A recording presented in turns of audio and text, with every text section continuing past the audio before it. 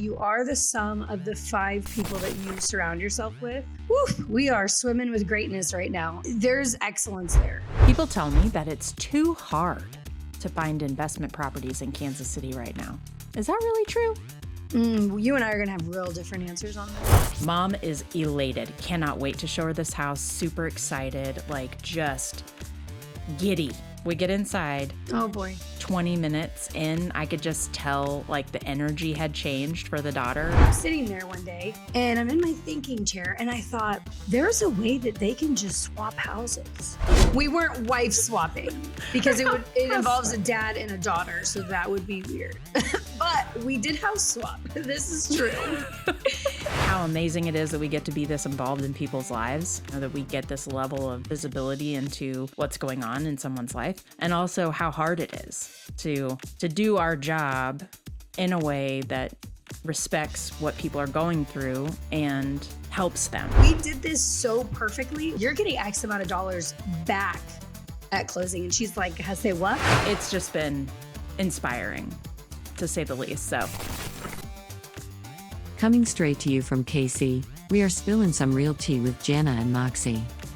well, hey girl, hey, look at my hair. It's got hairspray in it and everything. Look at. You fancy, girl. I'm trying. No. I love it. I love it. So I don't know if I've ever told you this before, but I only wash my hair like once a week, longer if I can stand it, because I hate like that crust. It messes with your hair follicles and everything. So it actually grows faster and better, I feel like, if it's not washed every single day. Totally. So I washed my hair today. Tell so my husband that. That's why I get the good looks. I washed mine today too. Look, we're fancy. Very cute. Very cute. Oh my God. My dog is farting and it smells so bad. Should you look into that? I mean, she's laying right here, as happy as can be. She's our 19-year-old, so she's just like, she's like an 80-year-old grandpa. She's like, what the fuck ever. It's just gonna happen. Yeah. I love it. Yeah.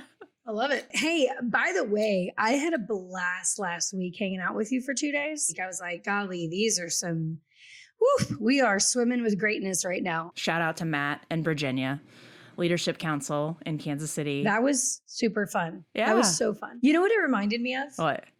It reminded me of this saying that you are the sum of the 5 people that you surround yourself with. Mm-hmm. And last year, though I was still doing good in real estate, I was not really immersing myself into a build-up community. I have my team and they're wonderful and I absolutely love them, but I don't ever want to be the top person in the room. And that sounds arrogant to say whenever I'm referring to the team, but I do have the most experience on the team. Yeah, as you should. You're the team leader. Exactly. So when I was hanging out with you and those people like Matt, there's excellence there. Mm-hmm. Also, really fun people all at the same time, right? So It was cool to actually be able to think about forming like a real relationship with these people. Yep. And they were so gracious to just be like, yeah, come to our next event tomorrow night and hang out, even though you've never been to any, like, I don't know. I just thought it was really cool. I can't wait to see them again and hang out and expand and see how it goes, how it grows. Yes. Well, that's one thing. So my big thing this year was to try to meet one person that I followed for a long time every week and like actually meet them and have a meaningful conversation and not just, stalk them via social media, which I think we're all like, we do, right? We keep tabs on our people we resonate with and whatnot. And so it was kind of funny, actually, when I reached out to Virginia, I was like, we were at the same brokerage for a really long time. Our offices were literally right across from each other, never spoke to each other. I petted her dog, her giant dog. Like, we just never really, like, she was busy, I was busy, we were doing our own thing. Like, it just wasn't whatever.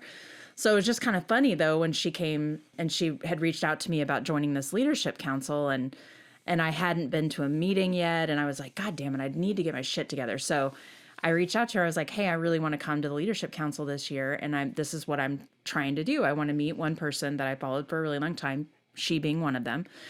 in person and get to know you and your business, and like, how can I help you and what opportunities exist where we can collaborate, because that's a big thing for me this year. You know, I'm really looking for people not only to pour into, but people who are going to pour into me too. And so that's really, really important. And I am shedding dead weight. If it's not a mutual, we're in this together kind of thing, I'm out. Right. So meeting with them and going to the leadership council and meeting a bunch of other people, it's just been inspiring, to say the least. So I'm glad you were able to make it. It was fun. It was. Me too. Yeah. I hope I can become a part of that leadership council in a way that matters, to them, to other agents, to myself. I mean, I know that I have what it takes to be in fun positions and do fun things in the community, and I just don't do it. So it was funny though, because when I saw Matt, like he's put on several events over the last couple of years, and we've only ever been Facebook friends. And that's only within probably the last 3 years that we were Facebook friends. But he keeps putting on these events, and he keeps not asking me to be on a panel. And so as soon as I saw him the other day, I was like, yeah, hi, we're not friends. And he looked at me, he's like, what? And I was like, we're not friends. We're not friends until you put me on a panel. He goes, I've literally never met you before. I was like, you bring up a good point, Matt. Yeah. That was not awkward at all, by the way. Oh, no, but not at all. It was intentional. Listen, though, at the end of the day, I had more fun talking to him. I had more fun talking to him than I honestly probably have had fun talking to someone in a really long time, because he has a lot of my mentalities. I don't think I probably have his structure in life, potentially. I'm a little more haphazard than most, but I really liked him. He was super enjoyable to hang out with, and Virginia was as well. That girl's a riot. Yeah. She's a riot. Yeah. Good-hearted people, truly. Yeah. And honestly, that's what attracted to me to them at first, was good-hearted people that are just, it sounds woo-woo, but I'm into that shit, you know? Yeah. I mean, but here's the other thing that I really appreciated was, you want to be involved in our group? That sounds wonderful. Give us money. That I didn't one time from anybody was I told, well, if you're going to join something, if you're going to come with us, you have to be a part of our group, and we pay, and it's X amount of dollars. And maybe it is, and I just don't know it. But a lot of times when you meet people that are high caliber and want to just pour into the community, there's an ulterior motive. And with those two, you can tell there's not. And if there is, I don't know about it. But they seemed legit, just like, come on, jump on the back and let's run. So I don't know. It was really cool. I was really impressed. That's awesome. Yay. So thanks for going. And thanks for speaking, because that was awesome. Yeah. I was telling a couple of people, I'm like, so when they, I'm on the broker panel and they announce my name and like where I'm from, and like, I didn't even realize we had that many agents there. But the chorus of screaming was amazing. It was a little jarring at first. I was like, whoa. From across the table, Desiree goes, are you ready? And I was like, duh. And then there were two other new agents that just joined the team that week that know me, because I met one of them at a Chiefs tailgate. So she's just been hanging out on my socials for years, and now she's on the team. So they don't necessarily know like we're insane. So I told them, I was like, hey, we're going to cheer. And they were like, okay. So they participated to their abilities, not understanding the craziness that me and Desiree were going to bring on. She was like, we're going to do it. Well, there's like you guys over here, and then Ed Stroud and they're a pretty large team over here. And I was like, oh my God, that's awesome. Yeah. So it was cool. It was a good turnout. Yeah, it really was. Good. Yeah. No, that was a ton of fun. It's been a while since I've had the pleasure of doing that. I was super duper like stressed beforehand, and to the point where a couple of the speakers and I were like, man, we should have taken some gummies before we got in here. Oh my gosh. I wouldn't have functioned. I was like, I need to slow my roll. I'm like, oh my God. But no, it was awesome. So I'm glad you were able to make it. Yeah. And it was super informative too. Yeah. It was all around like good information, and it was good time. I hope we get to do another one or go to another one soon. Yes. All right. We're going to do our story time right now. And one of the stories you shared with me that you were going to talk about today was a house swapping story.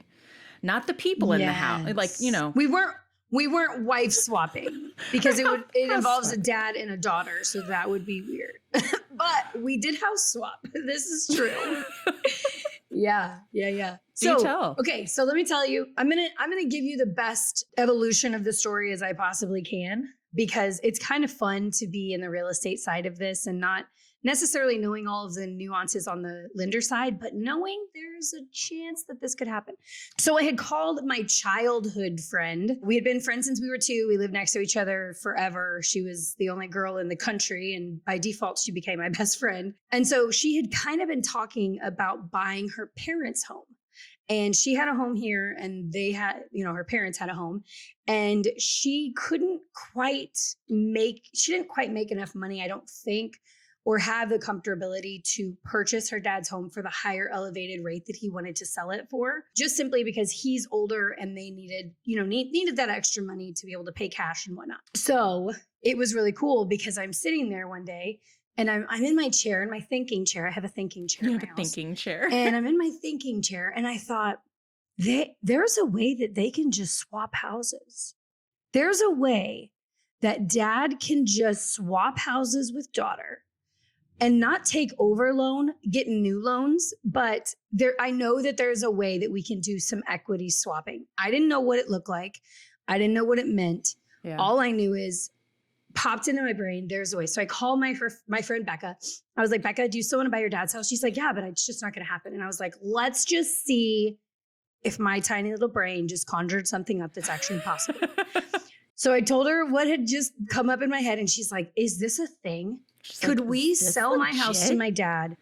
My dad sell his house to me. So I call the lender. Ding, ding, ding. Molly, I have a crazy idea. And Molly's like, yeah, this is an actual thing. So apparently, and I just had learned equity? This. Is that what it is? You can gift equity, but you have to be related.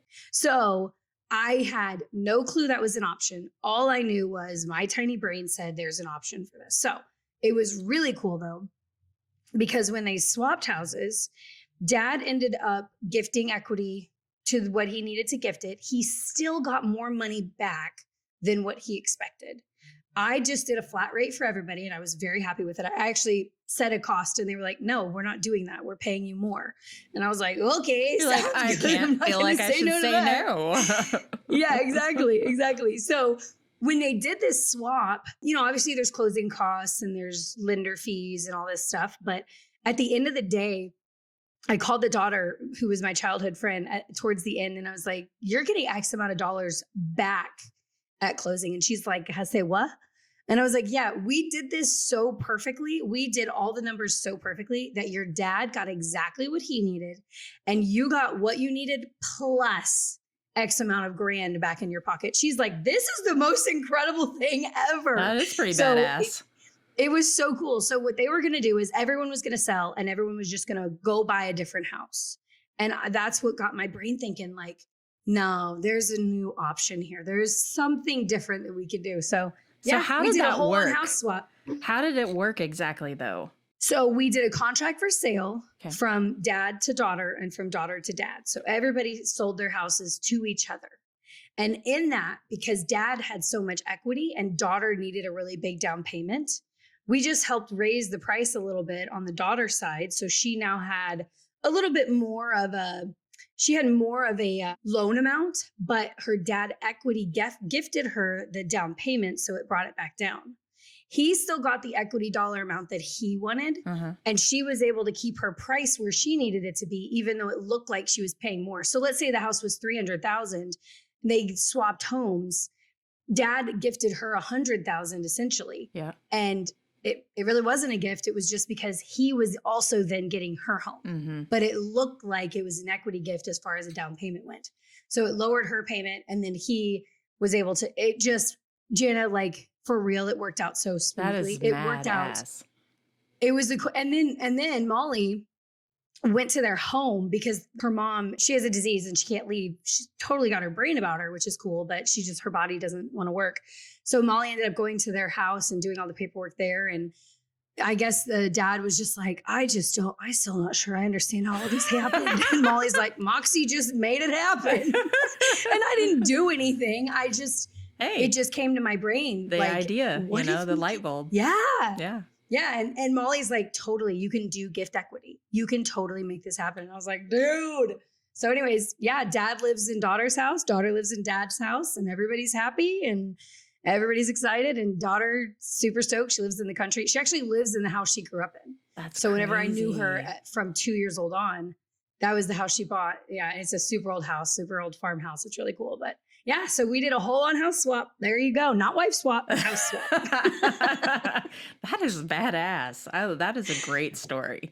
That is a great story. So she moves into her childhood home. And I assume her previous house was bigger? Dad like traded up or? No, dad needed to trade down. Okay. So she lives on, I want to say it's something like 15 acres, I think. And it's an older house, detached garage, stairs to the upstairs. It's just a lot for mom to be there. And so they actually needed something smaller, more condensed. Like I said, they're older. Like a ranch. So they needed to downsize. And daughter wanted to kind of upsize. She didn't necessarily need it. Her family wasn't growing or anything, but she wanted to stay in that house. And so we made it happen, girl.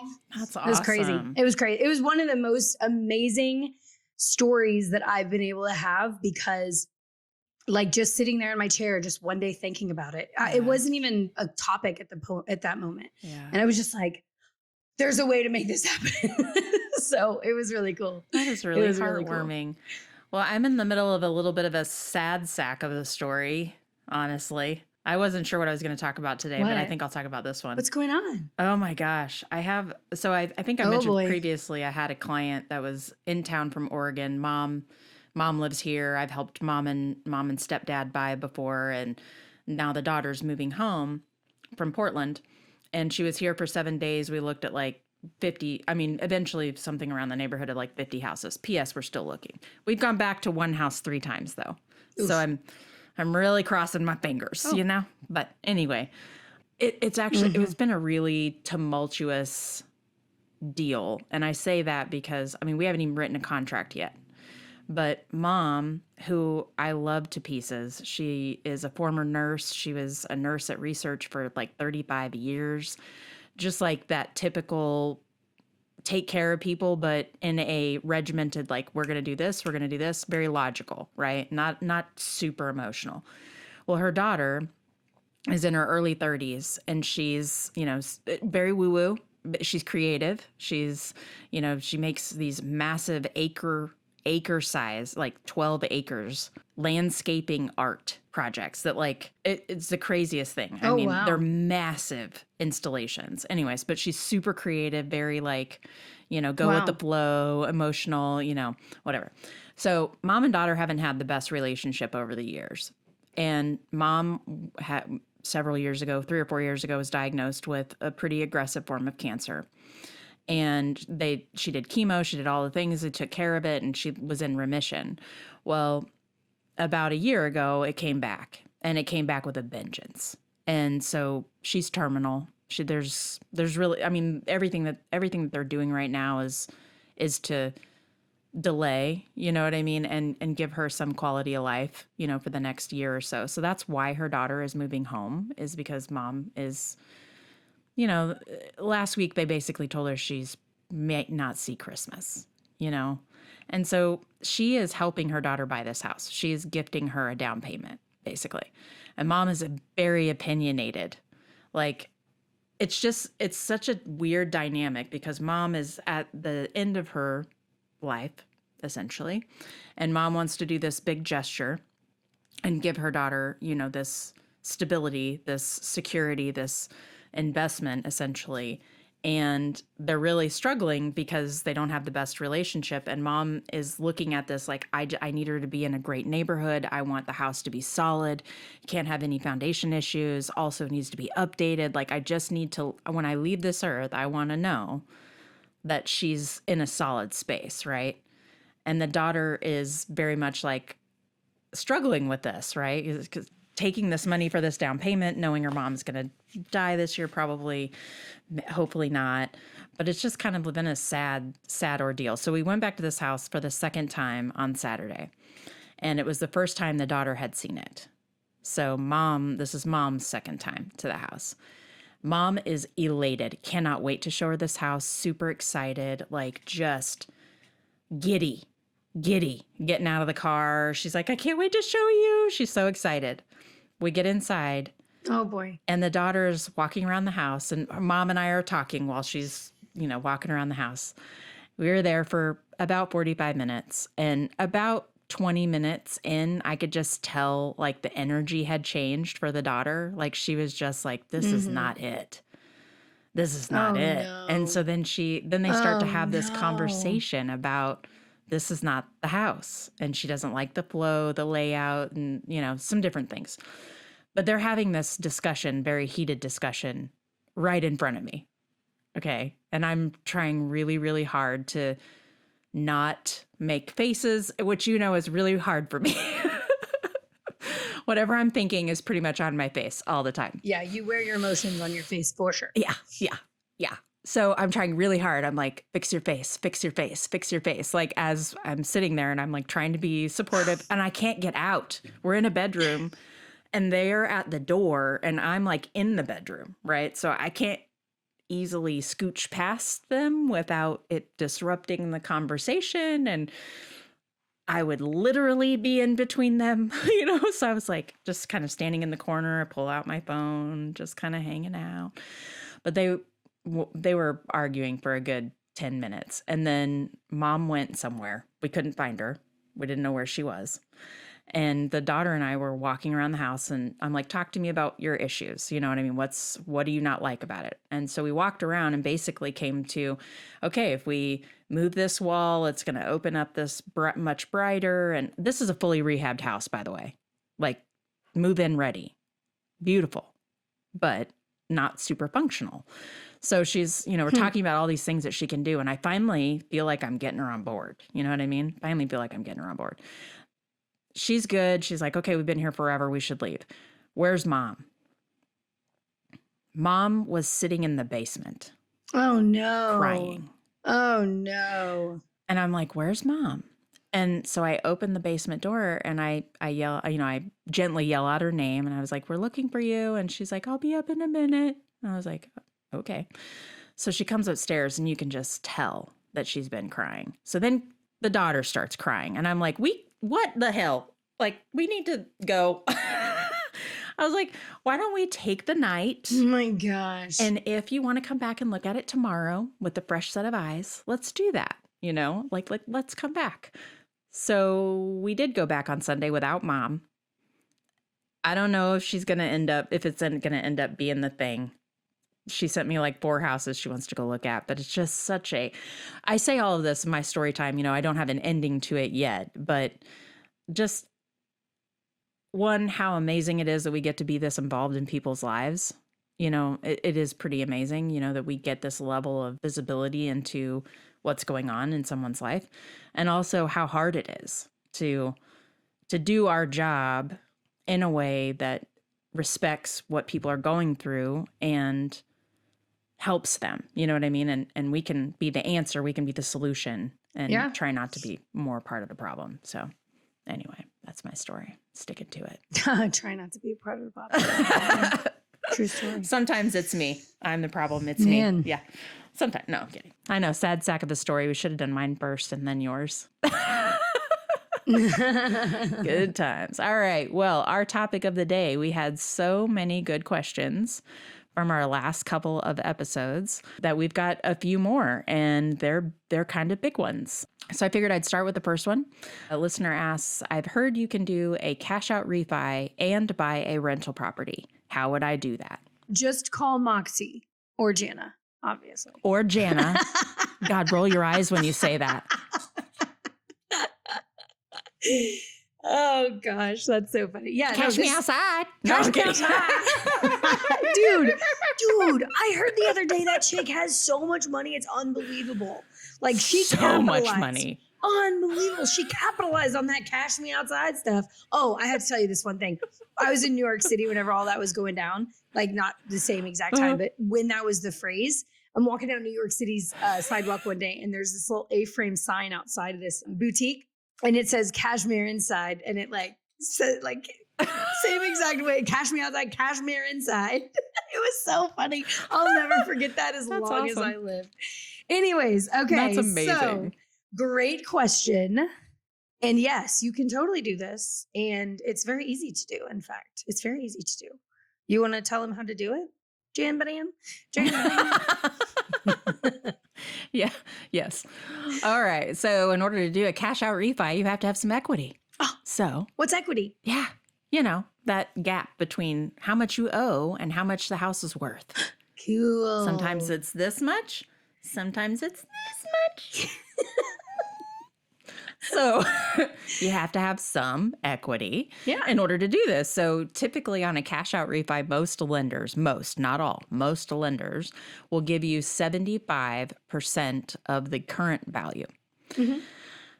So they do a desktop appraisal or they do a regular appraisal or whatever, and they figure out how much your house is worth. And then they look at your loan and they figure out how much you owe on top of, do you have any liens or anything like that going on? They pay all of that off with this cash out, but you get the difference between whatever all of that payoff looks like and up to 75, sometimes 80%. Ooh. You can take that much out as a cash out refi, typically speaking. And then what can you do with the cash? You can do whatever the F you want to. Right. But what's the smartest Possibly thing? buy a rental property. That would probably be the smartest thing. I mean, isn't the concept of that to make your money work for you? So in this case, you're legitimately making your money go to work for you. Yep. So yeah, I actually have done this before, and it wasn't my personal residence. It was actually a rental property. And we were able to do a cash out refi and get a good amount of money down on 3 duplexes. So it helped us to go from 4 doors to 10 doors. And, we still have a positive net income on all of our doors altogether. So this is a smart thing to do. Smart thing. We have one tiny little problem. Mr. Johnson and I have a tiny little problem when it comes to doing that again, because we wanted to do that again. Except our interest rates are 3.5 and 3.875. Commercial, locked for 30 years. So it's like, how do you move past a 3.5 and go to a 9? Ooh, those numbers aren't making sense. But you don't. In that case, I would do a HELOC or a HELOAN. Yeah. So that's what everybody says, right? Oh, just do a HELOC. The problem is the towns that we're in, they're relatively small towns, and the banks that we have relationships with, either we don't have a strong enough relationship just because that's not what we've done, or they will not do commercial loans. Frankie, it's driving me crazy. Frankie. Because I really want them to do a commercial loan because we have such a good relationship with that bank and they've been fantastic to work with. They just won't do commercial loans. So it's more difficult when you don't have right relationships. And it's just the truth. That's just the truth. Could we just go somewhere random? Absolutely. But it would be a little more difficult just because we don't have those relationships. So I don't know. Yeah, it's hard. I hear you. I do. But it's smart. And great question. Do a cash out refi, buy a rental property, call us. We'll make it happen. Yes. Yes. All right. So our next question along those same lines. People tell me that it's too hard to find investment properties in Kansas City right now. Is that really true? You and I are going to have real different answers on this. Yeah, we're going to have real different answers on this one. Okay, you go first this time. Maybe I'm dealing with the wrong investors, but I'm about to show one investor in a 4-day period, 33 homes. Ugh. And that's not okay. That's not okay. You, in my opinion, you don't get to cry about the paint color on the walls. No. And whether or not you like one section of the flooring. This isn't about that. This is not about that. I about lost my mind, Jana. I about lost my mind. So I unfortunately deal with a lot of out-of-state investors. I don't have any local investors. Really? Yeah, I don't do any local investors. So everybody that I deal with is out of state. So it's a little different process for out-of-state investors. A lot of legwork. It's really frustrating. The other part is I won't sell a unit to an out-of-state investor that I wouldn't purchase myself. And since they want the lowest priced house for the highest rate of return, they're looking at those $40,000, $50,000, $60,000, $70,000 houses. And the majority of those has foundation issues. That's just what Missouri offers. Kansas and Missouri offers. Yeah. Pretty standard. Yeah. And since some of them don't step foot in these homes themselves, unless the foundation issue has been really looked at and really paid attention to, and I can tell that they've done the right work, maybe not to change it, because you're sometimes never going to change those foundation issues, but to prevent it from happening any further. Unless I see that. Worse. Yeah. Or getting worse. Unless I see that, I won't even talk to somebody about a rental property that has foundation issues. Again, unless I see that they've made progress to make it stop. So for me personally, and maybe I just, again, have the wrong investors, we are finding it very difficult to find investment properties in Kansas City. But I think it's also maybe their rate of return conjuring in their heads is a little too much. Maybe? Yeah. Is that a polite way to say they're expecting the moon? Right. Well, and I think to be totally frank, I mean, for outside investors outside of our area, looking at our price points, they're like, oh my God, I can make so much money. Yeah. I can make so much money investing in Kansas City. Right. And then you show them what they'd be investing in and you're like, I mean, yeah, you can. Yeah. You can. But you're going to take on some upfront ickiness. Yep. To get there. And let's be honest, you're also going to probably take on some, when a tenant leaves in a year, ickiness too. So that's the other part, the turnover. I hear that from more investors than anybody, is the turnover is what kills them. I just had that happen with one of my investors. Every single window in that home was shot out by the tenant's son. Oh my God. Yeah. I show up one day just to check. We didn't understand what was going on. My owner just could not get a hold of the tenant. So he's like, hey, go check on her. Just see what's going on. I show up. Every single window has been shot out. There's bullet holes everywhere. And I'm like, what happened? So luckily the neighbor across the street has seen me there for years, because I've been in with this house for forever. And he comes over and I was like, hey, can you tell me? He goes, yeah. Her son. Like, what the F is going on over here? It was like 5 a.m. He said that we heard a bunch of screaming and then we heard a bunch of gunshots. And so he had gone around and internally shot windows out, then walked outside and externally shot windows in. So there were bullet holes inside. There were bullet holes coming outside. I mean, this kid went to town. That cost my guy about, I want to say it was something like $5,200. And then he also had to renovate the property a little bit, which was only about $3,000. But if you think about it, that's $5,200. And that tenant only lived there for 7 months. 7 months. Holy shit. All of his income that he made off of that really good deal out the window, gone. So people can say all day long, you have such good price points. Well, first off, find a property management company. And if you are one that's not a jerk and you actually answer your phone, call me, because I would love to refer you, because I have no one to refer. I have one for you. That will do in the more urban areas? Yep. Okay, good.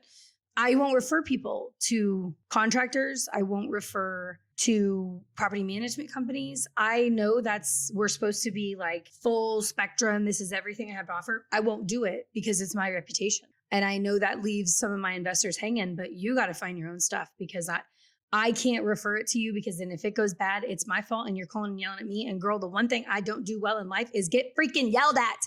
I do not get yelled at well. Ever. I just cry.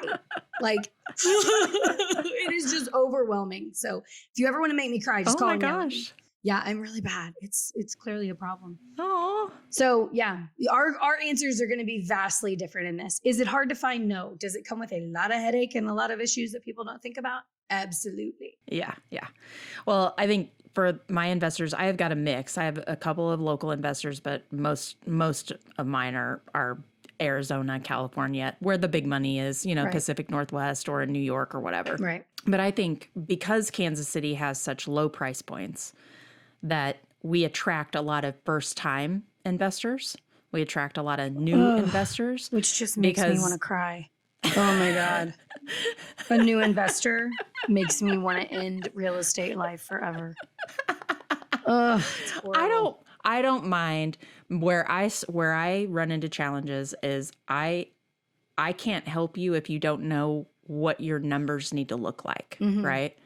And so it's not hard to find investment properties in Kansas City, but it really does matter what you're trying to get out of it. Sure. If you're like, I need to clear $500 a month per door, probably not going to happen here. Little tough. Probably not going to happen here. Yeah. Unlikely. But Jana, so rarely do they come to with that information. That's why we do that up front. So often they're like, I don't know.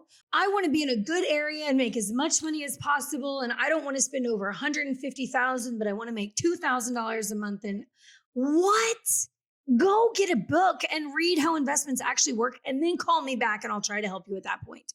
And listen, the other thing is, I'm not going to tell you what a good area is because that's not my job.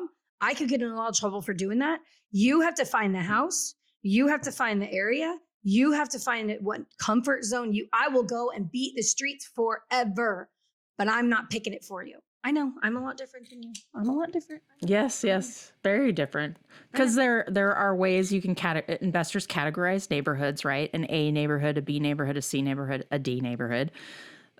You can get a feel from that where you're going to be roughly. Sure. Just because we know them, we know the markets, we know the price points, we know blah, blah, blah, whatever. Right. But I think that the new investor, we start with a 30-minute consultation where I'm asking questions like, what makes it a deal for you? Also, are you looking to actually hold for 10 years, hold for 5 years, hold for however long? I don't know. Or are you looking to rehab it and flip it? Right? Because those numbers are different. Both. I'll do both. I'm sick of it. Because that's legitimately, those are the questions that I ask. And then I get, well, I don't know. I may hold it for 5 years. I won't help if I can't get some answers. Yeah. Though. I just won't because but I'm willing to help you figure it out. So if you're telling me you want rental properties, great. Are you willing to invest for 5 to 10 years or longer in the Kansas City area? No. Probably not a great spot for you then, because it will take, in a lot of cases, it's going to take a year to break even, depending on what you buy, right? Mm-hmm. But if you're looking for a long-term hold, we're going to look at the horizon, right? We're going to say over 5 to 10 years, this is how much you're going to make off of this property. You cannot look at the short term. That's not what investing is about. Yeah. Investing is for the long term. Right. But having investors that don't understand what makes it a good deal for them, and or they tell you these and that information, and then when you present them with properties that are 100% match or get us 80% of the way there or whatever, they're like, oh no, the acquisition costs are too much. Yeah, that's not what you said. So we have a new parameter. So frustrating. What is the acquisition cost maximum then? Yeah. I need to know that number. Yeah. I mean, it's not a rude thing, but it's like when you're dealing with investors, it is all about the numbers, which I am here for. Let's do it. Mm-hmm. But you have to know what makes it a deal for you. So yes, it's easy to find investment properties in Kansas City, but it is hard if you don't know what you're actually looking for on the backside. Yeah. Or if your answer is just on everything. I don't know. Do you want to flip or do you want to hold? That's a great question. I would do both. You would do both. Okay. Where should we start? On a flip, how much money do you want to make? I don't know, as much as possible. Okay, I'm out. If you want to look at a house, let me know. Find one and I'll go look at it for you. I can't. Yeah. And Jana, unfortunately, especially with new investors, that is majority of the time the answers that I get. And it becomes extraordinarily frustrating for me because I'm ready to run. I'm ready to make this happen. But if you just want the best in the best area for the least amount of money with the highest rate return, so you want what everyone else wants, go for it. Exactly. You are not helping yourself at all in this. So there are no unicorns. Yeah. And let's talk about this. The next question that we have is interesting because there are no unicorns anymore in Kansas City. There used to be some amazing opportunities, but that was 6, 7, 8 years ago. These people had to be invested 6, 7, 8 years before they were like, dang, that was a really good buy 8 years ago. Right. They weren't at the time saying this is a steal of a deal because the market shifted now. So that's the other thing when you're like, you have to be invested in this for X amount of time. You don't see that it's a phenomenal deal when you buy it. You have to wait it out and make sure, you're going to see that it's a phenomenal deal at the end of this road. So I don't know. Yeah. I love investors. It's how I got started in real estate. I work differently than you. Obviously, we very much know that in all things. But I am also just frustrated with investors. So yeah, I'll still help. I'm a little frustrated right now. I have one investor who's new to me, who's not new. She's experienced, but she's looking for creative financing only. And so I found this smoking hot freaking deal, Moxie, smoking hot. And if I had the capital right now, I would buy it. I know. I found one of those last week too. And then it went under contract that evening. And my buyer was like, wait, that was a good deal. And I was like, yeah, it was a really good deal, dude. That's what I told you to buy it for. I got you owner finance. It wasn't even advertised as owner finance. Ugh. Exactly. These people. So I was smoking hot deal. And that was the answer was, well, the acquisition costs are higher than I would like. Awesome. So we have a new parameter. I need to know what that number is. I have to go now because you suck in the most polite way possible. Have I spent any more time on that? No, I have not, because I'm like, wow. It's hard I went videos and photos and like all of the, economic information for the city and all this stuff, right? Because they're not familiar with the area, crime maps, and blah, blah, blah, all the things, right? The prospectus is what I put together typically. And I'm like, this is a smoking hot deal and we can get it down. We can get it down even further. Well, the acquisition costs are a little bit higher than what I would like. When I have those situations, you know what I really want to do? Go to another investor of mine and be like, you trust me? Buy this deal. But you can't. I mean, you want Which to. I did. Good. That's the way No, it I should did. be. Yeah. She said no. She was like, no, the acquisition costs are too high. Great. Yeah. I have 3 other people that will buy this hands down all day long. Lock it up. Yeah. That honestly, the same thing happened last week. This guy's been trying to get me to, he's like, I want to be your number one investor in Kansas City. I'm like, well, that's never going to happen. I have 2 in front of you that are hands down number one and a third that's, scratching on the door. So they get my first best stuff. Right. Or if I see something that's interesting in their area, I don't call anybody except for them unless they don't want it. So he has been breathing down my throat. And then he said, I really want an owner finance option. And I was like, okay, cool. So this place popped up, Jana, and my heart sang when I saw it. If I had had the acquisition money, not a question, this would have been mine. So I messaged him that morning with all the information. And then I called him and I was like, hey, listen, this is not advertised as a for sale by owner, but I called the agent and she said, you know what? The seller actually said he would do a for sale by owner.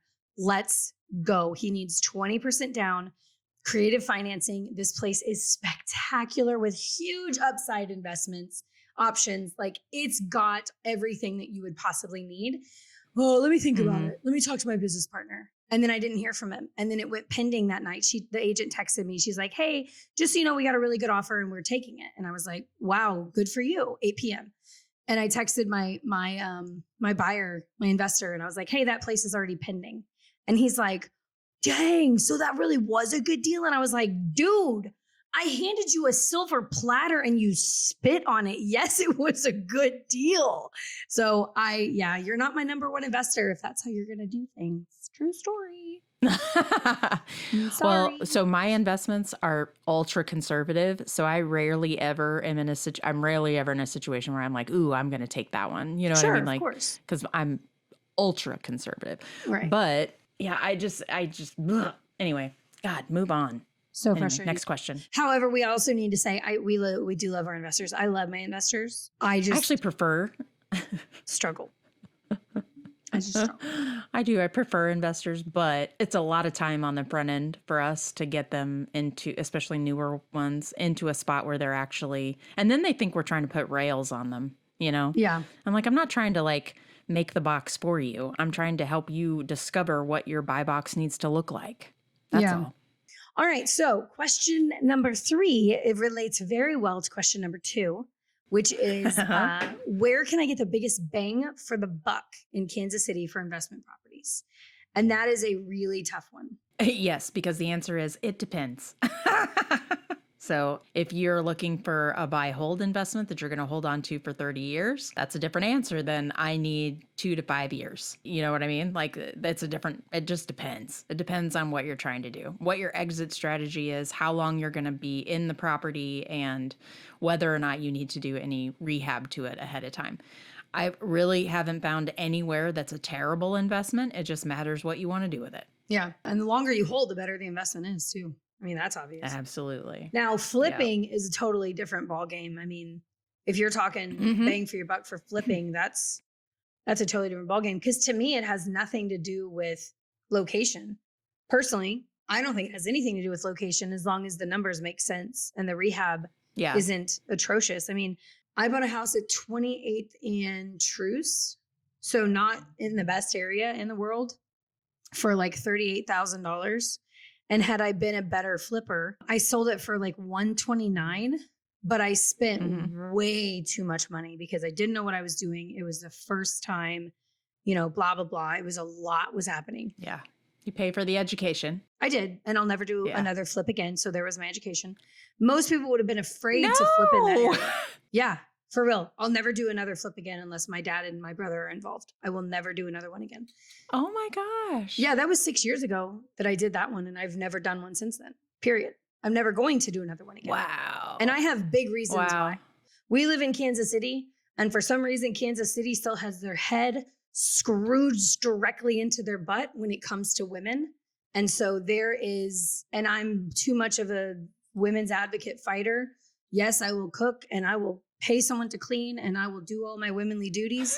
But at the end of the day, yes, I said pay someone to clean. You also bring it home to bacon to pay them to clean. Exactly. So I struggle with when men, like just this weekend, Jana, I was trying to, we went to Austin. I was trying to express to this young man who was saying he would be interested in investing in Kansas City. I was like, yeah, that's what everybody says until they really see, you know, what it entails and the maintenance and the potential renovation. And I'm trying to tell him what I do for my investors. And he interrupts me and starts talking to Kenny about, well, what do you think, Kenny? And Kenny's over here like, what are you talking about? I don't know. So I get him back into the conversation again. I was like, this is what I do with my investors typically. And he interrupts me again and goes straight to Kenny. And I looked at him and I go, are you going to let me finish my sentence? And he just kind of looked at me and I was like, dude, you're asking me questions about real estate. The real estate agent, a question about real estate. He's like, yeah, but your husband does the renovations. And I was like, yeah, he does renovations for my investors that I tell him to do. That is how this job works for him. His job is the lawns and he takes care of that. He's the boss there. In the renovation side, I'm the boss. He does what I tell him to do. Go ahead and have your man conversation. Do whatever you need to do. Cut out the women and let's see how all that works for you. And Kenny over there is just like, oh, he got. So in that, he did apologize. He's like, I wasn't trying to be offensive. Well, he offended me. In that, I'm a little tender. Okay, I know this about myself. I need therapy. I'm in therapy. I realized that without a man behind you, either with a strong shoulder or a strong voice, I didn't say Jana, I said I have found that it does not work for me. Because Jana, you and I are very different humans. You're not. I hired a female GC. You're not a bossy bitch. Yes, I am. No, you're just bossy. There's a difference. Jana, there is a significant difference between being a bossy bitch and just being bossy. Can we agree with that?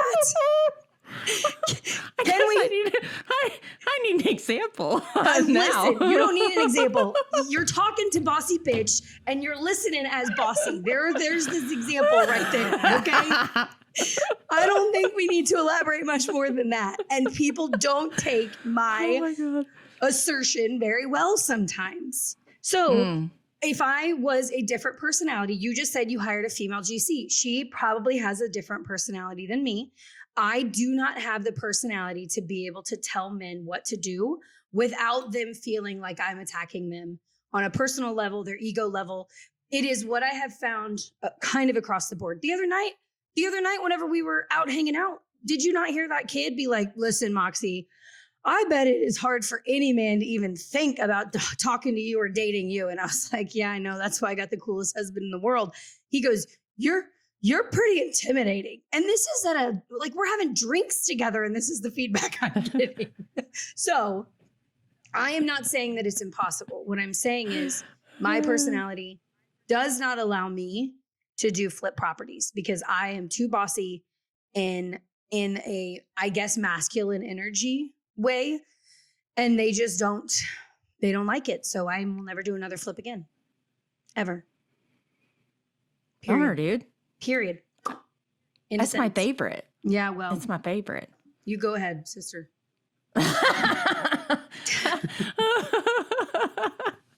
I love doing flips. They're my favorite. But yes, I did hire a female GC. I hired a very competent, strong, opinionated, also very design oriented and functionality anyway. I hired a female GC and she was badass. Yeah. All right. What podcasts, books, etc. would you recommend for someone who's wanting to learn about real estate investing? What is that one called? Big Pockets? Bigger Pockets? Yeah, Bigger Pockets. I've heard really good things about that. I think it's a book. I know it's also a podcast. The Real Estate Guys, is that what it's called? Yeah, so the Real Estate Guys actually have a radio show. They have been in conversation since 1997. I've actually met them at a couple of conferences, and they do a pretty good job breaking down real estate on the investment side of things. I know for a while they were really heavy on buying trailer parks and converting those, making them into nicer trailer parks and doing really good hold properties, but they do a lot of single family stuff. They do a lot of business strategy. I think it's based out of Dallas, and that's actually where I met them. The Real Estate Guys is one that I've listened to for a while. I like that one a lot, actually. I haven't listened to them, but I've heard a lot of really good stuff about them. Bigger Pockets, obviously, is a really good one. And then, there are several branching off of Bigger Pockets specific to BRRRR and, different strategies and whatnot. But the few that books anyway, I went and pulled a couple from my library here in my Audible library. So the Bigger Pockets guy, Brandon Turner, did The Multifamily Millionaire, Volume 1. And that has been awesome. Multifamily Millionaire. Rich Dad, Poor Dad is one that I really liked because it forces you to think differently about how you make money. Right. All right, here's another one.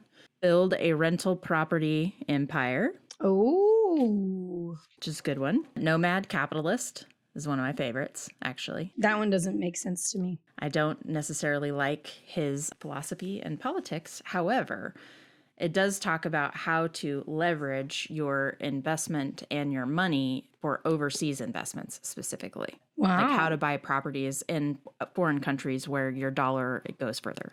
This one I think is really, really important for anybody, really, who's in business. Profit First. What does the top say? Utilities, payroll, taxes, supplies, and what?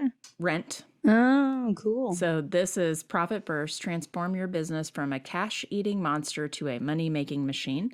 And if you're a real estate agent, there's one for realtors. The real estate agent one. But this is a good one for just figuring out how to structure your business in a way that your investments will make more money. Smart. And then my last one, landlording.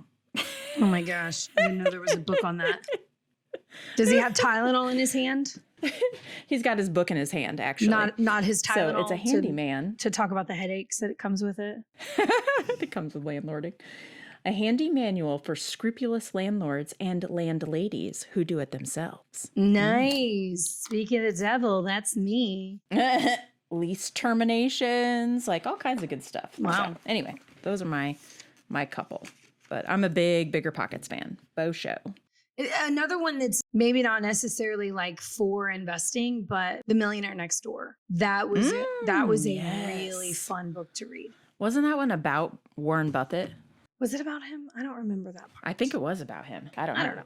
I can't remember. All right. You had some interesting fun facts that people have shared with you or that you've learned. Yep.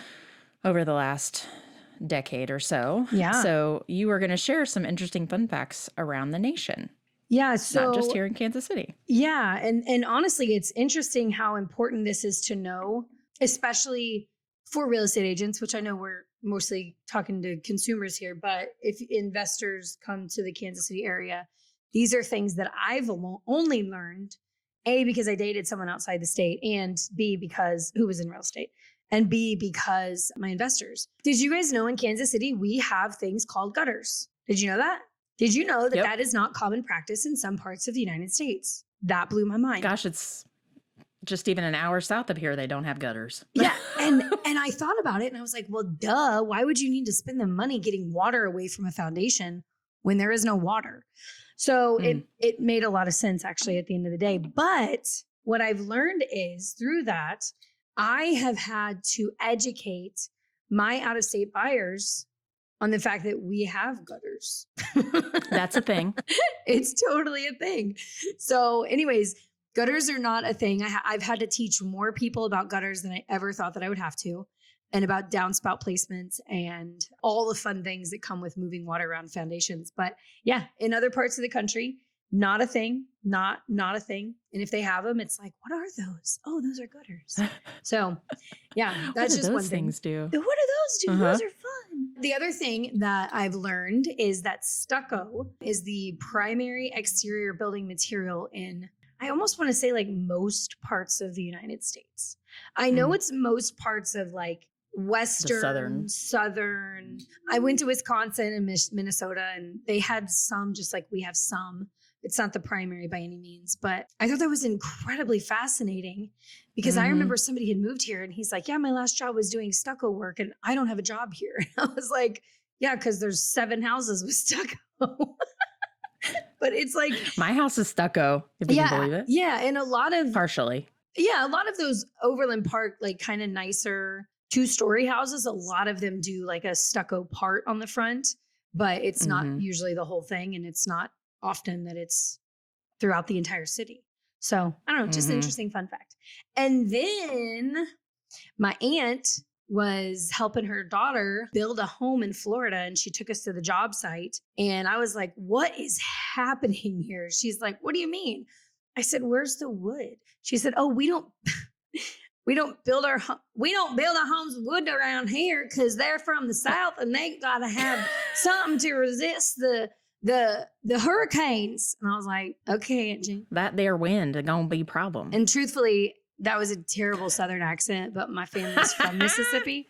We were in Florida, but my aunt still has her very, very strong Southern accent, and it's adorable. But anyways, yeah, they don't build theirs with wood because it needs to resist water and needs to resist wind and hurricanes. But the water is the most important because the salt water would deteriorate wood much more quickly than it does the concrete. So anyways, just dumb fun facts from around the nation. If you have any other dumb fun facts that you want to tell us about that we don't know here, like they don't bury their people in the ground in New Orleans because it's below sea level. Those are fun facts that we want to know because there's some that we don't know. You don't know what you don't know. So send us your fun facts from where you live because I would love to hear them. Well, okay. So on the heels of that, on your cement blocks, 2 years ago, we went to the Punta Cana in the Dominican Republic, and we were looking at some new condos potentially to invest in.